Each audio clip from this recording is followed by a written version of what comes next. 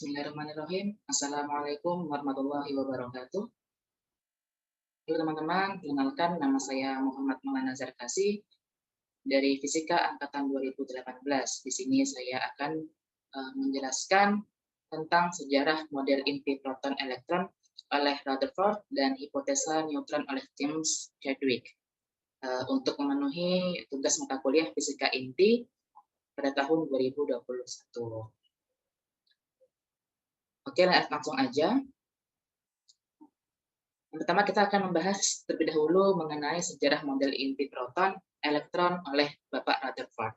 Nah, Bapak Rutherford ini memiliki nama lengkap Ernest Rutherford yang lahir pada tahun 1871 dan beliau wafat pada tahun 1937. Nah, untuk menjelaskan mengenai model atom Rutherford, Bapak Rutherford ini melakukan eksperimen yang biasa disebut dengan Rutherford Gold Foil Experiment atau eksperimen lempeng emas Rutherford. Di mana Bapak Rutherford di sini melakukan percobaan atau eksperimen dengan emisi partikel alfa atau sinar alfa dengan lempengan emas. Nah, beliau menembakkan partikel alfa atau sinar alfa ini ke arah lempengan emas tersebut. Nah, dari lempengan emas ini terjadi pembelokan sinar alfa dan juga pantulan, dan juga ada yang diteruskan. Nah, pada eksperimen kali ini, Bapak Rutherford pertama kali menemukan inti atom yang memiliki sifat positif akibat sinar alfa yang ditembakkan tadi. Ada yang dibelokkan dan juga ada yang dipantulkan. Mengapa seperti itu? Karena partikel alfa merupakan partikel yang memiliki muatan positif dengan massa hampir setara dengan helium. Nah, sehingga kita dapat mengatakan bahwa inti atom itu juga memiliki muatan positif akibat reaksi dari hamburan yang terjadi pada lempeng emas yang ditembus oleh sinar alfa tadi. Nah, karena sinar alfa tadi memiliki muatan positif, kemudian inti atom juga muatan positif, jadi berlakulah gaya tolak-menolak antara muatan positif dan muatan positif. Jadi ada yang dibelokkan dan juga ada yang dipantulkan. Terus ada juga yang diteruskan. Nah, yang diteruskan ini sinar alfanya hanya melewati ruang bebas di dalam lempengan emas ini, sehingga sebagian besar sinar alfanya itu diteruskan. Seperti itu. Nah, dari hasil eksperimen ini, Bapak Rutherford menyimpulkan bahwa inti atom itu terdiri dari kumpulan proton dan juga elektron. Nah, kenapa ada elektron? Nah, kita tahu ya bahwa helium ini memiliki nomor atom itu 2, yang berarti helium itu seharusnya memiliki 2 proton di dalam inti atomnya. Di mana artinya massa atom helium itu seharusnya 2 kali lipat massa atom hidrogen. Nah, seharusnya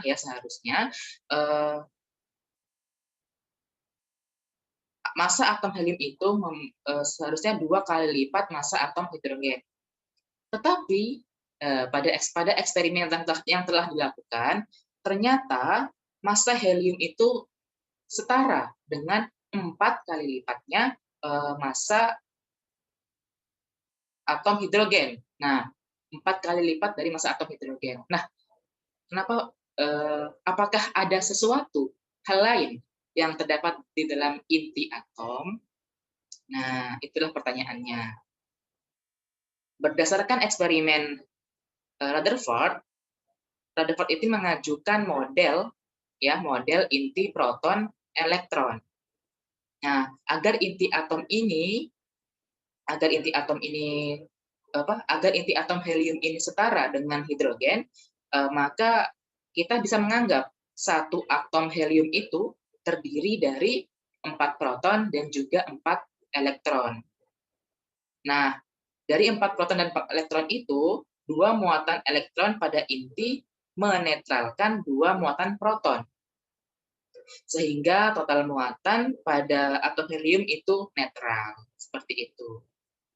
Nah, kita juga akan mengetahui bahwa helium itu adalah atom gas mulia yang memiliki nilai ikat dan stabilitasnya yang baik. Nah, jadi dapat diketahui bahwa Bapak Rutherford ini merupakan penemu dari inti atom. Nah, Rutherford juga menyatakan bahwa atom terdiri dari inti yang bermuatan positif yang dikelilingi oleh elektron yang bermuatan negatif. Nah, inti itu terdiri dari proton dan juga tersusun dari partikel netral yang terdiri dari proton dan juga elektron sedemikian rupa sehingga memenuhi massa inti atom. Nah, massa inti atom ini terkonsentrasi pada bagian intinya. Kenapa? Karena elektron yang mengelilingi inti atom itu massanya sangat kecil, sehingga massa atom itu dominan atau terkonsentrasi pada bagian intinya saja, atau bagian nuklean. Seperti itu. Nah, contohnya, kita punya atom nitrogen yang memiliki nomor atom 7 dan juga nomor massanya 14. Nah, berdasarkan tadi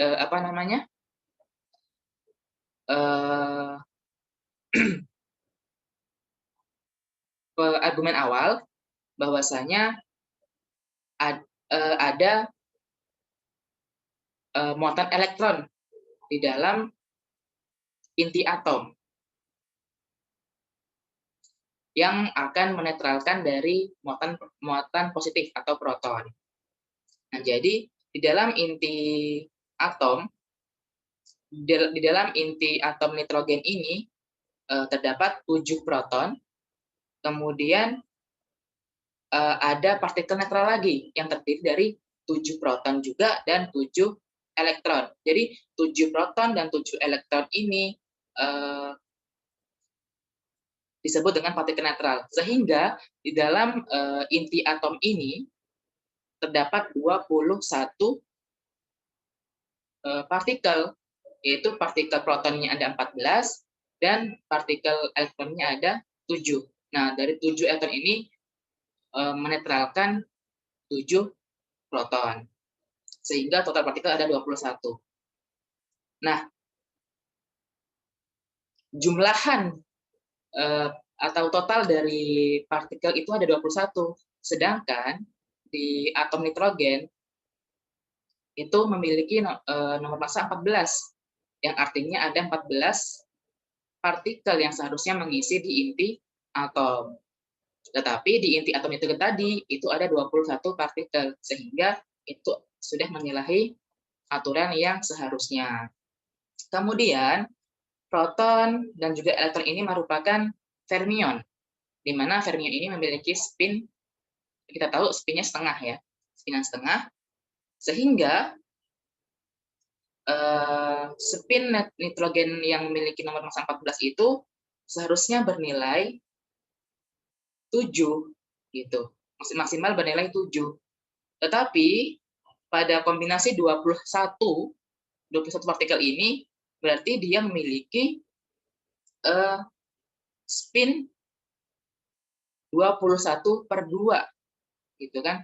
Berarti nilainya tidak bulat, padahal seharusnya eksperimen spinnya itu seharusnya bernilai bulat kayak gitu. Karena 21/2 yang di teori ini, maka teori dari Rutherford ini dinyatakan gagal seperti itu atau kurang memuaskan. Nah, lalu muncullah Bapak James Chadwick itu melalui hipotesanya. Nah, sebelum hipotesa James Chadwick ini ada ilmuwan yang bernama Bode dan Baker mengadakan eksperimen dengan menggunakan sumber alfa lagi, sumber alfa. Nah, ini sumber alfa dari polonium, lalu menembakkannya pada atom berilium. Nah, dari hasil eksperimen ini ternyata radiasi yang tidak diketahui ini, radiasi ini itu terpancar oleh atom berilium. Nah, Bote itu memiliki hipotesa bahwa radiasi yang muncul itu adalah sinar gamma, gitu. Karena saat dikenakan oleh medan listrik, dia tidak terbelokkan atau tidak mengefek atau tidak terdampak gitu. Nah, tetapi sinar gamma ini yang radiasi yang dianggap sinar gamma ini itu tidak mungkin cukup energinya untuk mengeluarkan proton dari parafin wax, dinding parafin gitu ya, yang digunakan. Nah, disinilah Bapak James Chadwick mengeluarkan hipotesanya, bahwasanya yang radiasi dari berilium ini itu bukan sinar gamma, gitu, tetapi ini partikel baru yang disebut dengan neutron. Seperti itu. Jadi neutron ini bernilai memiliki muatan yang netral. Nah, ya jadi hipotesa ini itu melengkapi atau memperbaiki dari eksperimen Bapak Rutherford tadi. Seperti itu. Nah, hipotesa Chadwick ini menyatakan bahwa inti terdiri dari proton dan sebuah partikel yang bermuatan netral yang bernama neutron. Nah, massa neutron itu diperkirakan memiliki massa hampir setara dengan proton. Sedemikian sehingga massa inti itu sama dengan jumlah neutron ditambah jumlah elektron, ditambah jumlah protonnya. Jadi massa inti sama dengan jumlah neutron ditambah jumlah proton. Nah, kita ambil contoh lagi. Tadi kita memakai atom nitrogen. Nah, atom nitrogen itu memiliki nomor atom 7 dan juga nomor massa 14. Nah, jika tadi di eksperimen di teori Rutherford itu di dalam inti atom ada 21 partikel yang terdiri dari 14 proton dan juga 7 elektron. Nah, 7 elektron tadi itu menetralkan 7 proton di antara 14 proton tersebut. Sehingga totalnya 21. Nah, itu menyalahi aturan kayak gitu. Nah, di sini karena sudah diperbaiki oleh Bapak Chadwick, di dalam atom ini terdiri dari massa inti atom itu terdiri dari jumlah neutron ditambah jumlah proton. Gitu.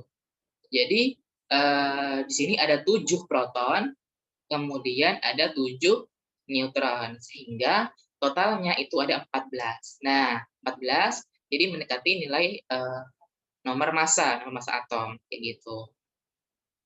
Jadi benar ya, massa intinya kan massa inti itu 14. Sehingga 7 neutron ditambah 7 proton totalnya adalah 14. Kemudian juga spin.